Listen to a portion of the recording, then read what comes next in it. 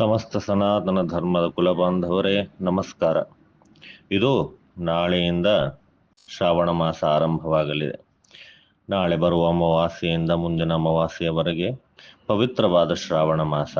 ಈ ಮಾಸದಲ್ಲಿ ಎಲ್ಲರೂ ಆಚರಿಸಬೇಕಾಗಿರುವಂಥದ್ದು, ಅವರು ಗಾಣಾಪತ್ಯರೇ ಆಗಿರಲಿ, ಸೌರರೇ ಆಗಿರಲಿ, ವೈಷ್ಣವರೇ ಆಗಿರಲಿ, ಶೈವರೇ ಆಗಿರಲಿ, ಶಾಕ್ತರೇ ಆಗಿರಲಿ, ಕೌಮಾರರೇ ಆಗಿರಲಿ, ಎಲ್ಲರೂ ಶಿವಪೂಜೆಯನ್ನ ಶಿವಭಕ್ತಿಯನ್ನ ಆಚರಿಸಬೇಕಾದದ್ದು.